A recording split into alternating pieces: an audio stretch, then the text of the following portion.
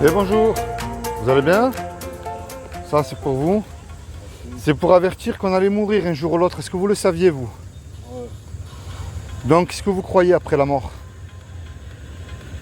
Ça s'arrête ou ça continue pour vous après la mort? Ça arrête. D'accord, alors je vous explique, moi je fais YouTube. Vous connaissez YouTube? Oui. Donc je vais dans la rue, je suis youtubeur, je fais des reportages moi. Et je pose une question aux gens, qu'est-ce que les gens y croient après la mort? C'est ça qui m'intéresse moi dans mes reportages. Qu'est-ce que vous croyez vous après la mort? Est-ce que pour vous ça s'arrête, ça continue? Vous croyez en Dieu? Vous avez une espérance? Non, ça arrête. D'accord. Vous croyez en Dieu ou pas? Hein? Est-ce que vous croyez en Dieu? Sincèrement, hein, répondez sincèrement. Oui, non. Moi, j'enlève rien à ce que vous dites et je ne vous juge pas, attention. Hein. Ouais. Et je ne suis pas témoin de Jéhovah, je ne remplis pas les bancs des églises, ni les sectes, ni rien de tout ça. Comme ça on sait aussi d'avance. Ouais. Alors, est-ce que vous croyez en Dieu, vous? Non? Alors, je vais vous expliquer. Prouver que Dieu existe, c'est très facile. Un enfant peut comprendre. Prouver qu'il n'existe pas, on ne peut pas. Si je vous demande là tout de suite, monsieur, prouvez-moi que Dieu n'existe pas. On ne peut pas. Mais dans le piège qu'il ne faut pas tomber, que j'ai remarqué, c'est de mélanger en fait Dieu avec la religion. La religion, c'est les hommes, pour dominer sur les autres hommes. C'est comme la politique. Oui. Mais Dieu, lui, c'est très simple, vous allez voir. Le téléphone qui est dans votre main, là, quelle est la preuve que le téléphone est dans votre main devant vous? C'est le téléphone en lui-même. Imaginez que je vous dise, ben, vous voyez monsieur, ce téléphone avant, c'était un caillou. Et puis au cours des milliards d'années, ça a évolué, c'est devenu un téléphone. Au lieu de dire celui-là, il est fou. S'il y a un téléphone, vous êtes d'accord avec moi, qu'il y a quelqu'un qui l'a dessiné, qui l'a fabriqué. Les métaux qu'il a utilisés, le temps qu'il a mis, les employés qu'il a pris, c'est autre chose. S'il y a un téléphone, derrière, il y a un créateur. Maintenant, vous regardez autour de vous. Le soleil, les étoiles, les papillons, les dauphins, la complexité de votre corps. S'il y a une création, il y a forcément un créateur. Et puis un fait scientifique, prenez rien. Là, vous gérez rien. C'est aussi simple que ça. Maintenant, ce créateur que moi, j'appelle Dieu, pas le Dieu des religions, le Dieu qui a tout créé. Il a fait des lois que vous et moi, on ne peut pas nier qui existent. La loi d'aérodynamique, la loi de la pesanteur. Vous prenez par exemple une tomate ici, monsieur, ne poussera pas au pôle Nord. Et puis tous les deux, que vous le vouliez ou pas, monsieur, on a une loi que Dieu a gravée dans notre cœur, qui est les 10 commandements. Et cette loi, vous allez voir pourquoi elle est merveilleuse, parce qu'elle ferme la bouche même aux religieux qui se croient mieux que nous. Hein. Elle montre qu'on ne peut pas se juger aussi, vous et moi. Vous allez voir. Et je ne vais pas aller jusqu'à 10. Il y a un commandement qui dit « tu ne mentiras pas ». Est-ce que ça vous est déjà arrivé dans votre vie de dire un mensonge? Moi, oui. Il y en a un autre qui dit « tu ne voleras pas ». Est-ce que dans votre vie, vous avez déjà pris quelque chose qui n'était pas à vous? Peu importe la valeur. Hein. Moi aussi. Il y en a un qui dit « tu honoreras toujours ». Bonjour. Vous en voulez un? Non, pas Jéhovah. Mais je vous connais déjà. Occupez-vous de vos choses. Jéhovah. Ouais, c'est Jéhovah si vous voulez. Il y en a un autre qui dit Il y a tu honores. de conneries comme ça. Il n'y a pas de Jéhovah, monsieur. Occupez-vous de vos affaires. C'est Jéhovah. Merci, eh ben, c'est bon. Monsieur, une fille qui est tombée dedans. Mais c'est pas mon problème, moi, Il faut monsieur. pas l'écouter. Ben moi, je parle pas de secte et de témoins de Jéhovah. Allez, bonne journée. Soyez bénis. Au revoir. La religion en France, Ouais. vous avez que ça à faire. Ben oui, Vous parce avez que ça à faire. Toujours. Vous êtes au chômage. que. Ouais, non, Vous pas êtes du au tout. chômage. Pour Dieu, ouais. Que Dieu. Tu l'avais su à toi. Écoutez, est-ce que vous. Ah, ça suffit. Allez. Ça, ce papier-là, Ah. déchire. Vous inquiétez pas, c'est un malade ça. Si vous inquiétez pas. Il a besoin de Dieu, le pauvre. Alors je vous dis. Pas de besoin de Dieu. Lui, mais il n'a pas la paix dans son cœur. Il est sorti d'une secte pour rentrer dans une autre. je le connais, c'est pas grave. Que Dieu le bénisse, c'est pas grave. Je vous explique, monsieur. Face à cette loi-là, vous et moi, et je vous rassure, je ne remplis pas les bancs des églises. Vous allez voir à la fin du message comme il est magnifique. Et je ne suis pas du tout témoin de Jéhovah. Au contraire, j'essaie de les évangéliser, c'est un peu difficile avec eux.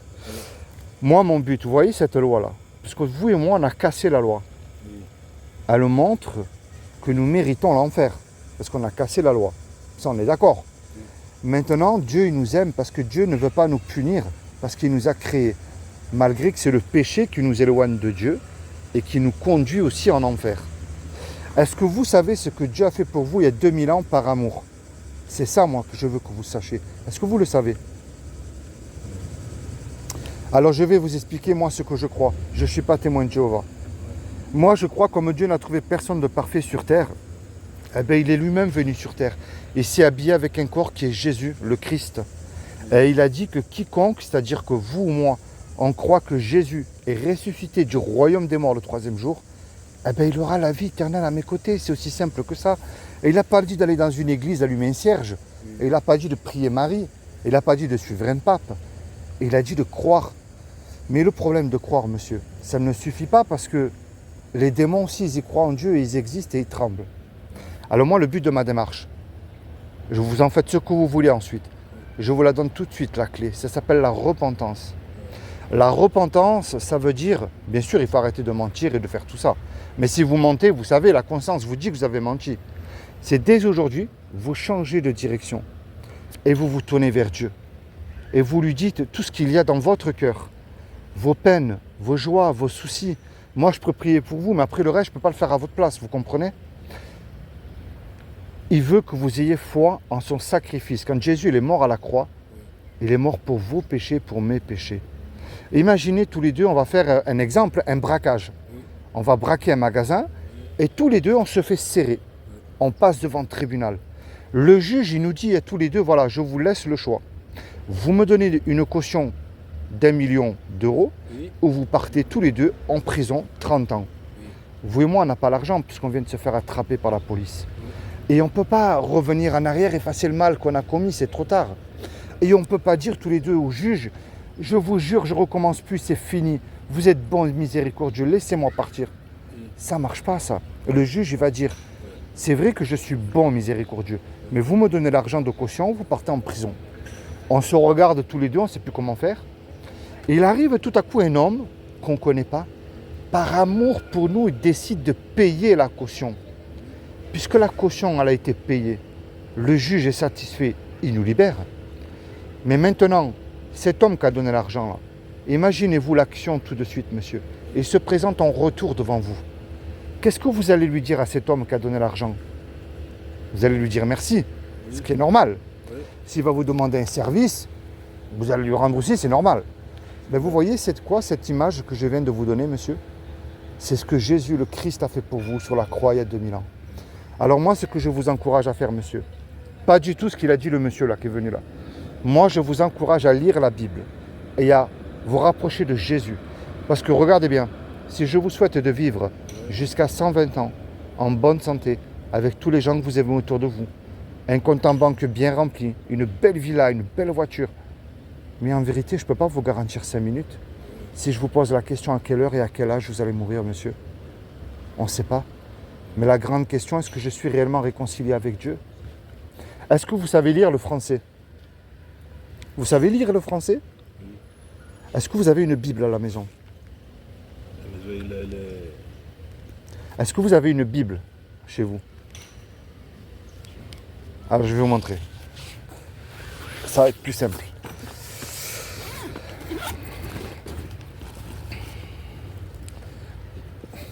Ça, c'est pour vous. C'est le Nouveau Testament. C'est pour connaître Jésus. Ça, c'est pour vous, c'est cadeau, c'est gratuit. Merci.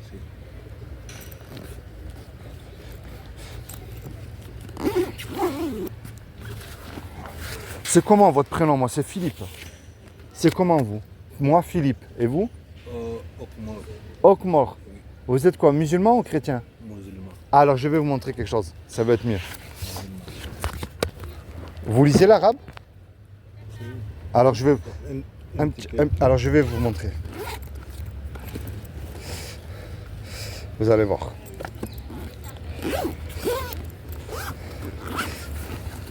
Ça, c'est pour vous.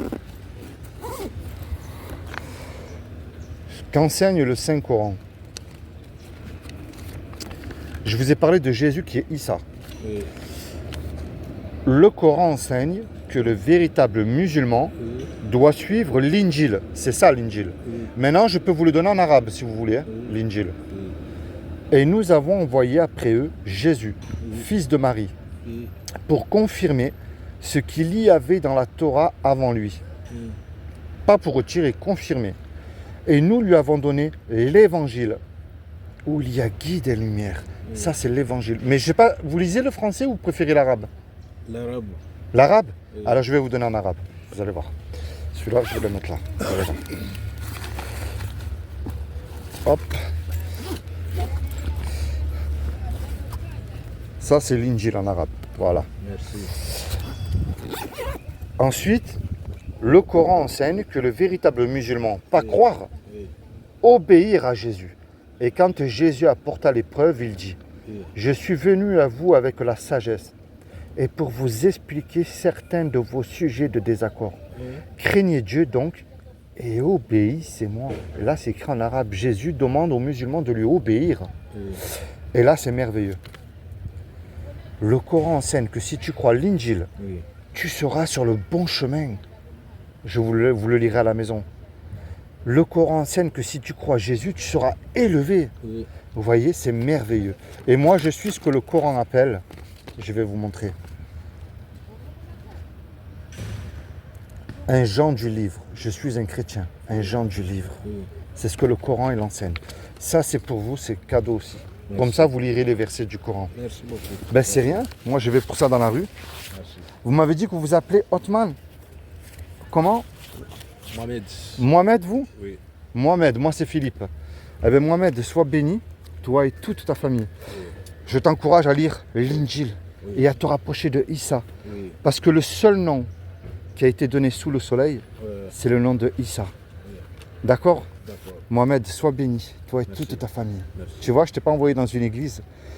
L'église, ce n'est pas le bâtiment. Oui. C'est toi et moi qu'on a accepté Issa qui est mort à la croix pour nos péchés. Merci. Et il est vivant, il va revenir Issa. Merci. Il faut être prêt. D'accord Mohamed? Merci. Allez, sois béni Mohamed. Et puis merci beaucoup pour les quelques minutes. Au revoir.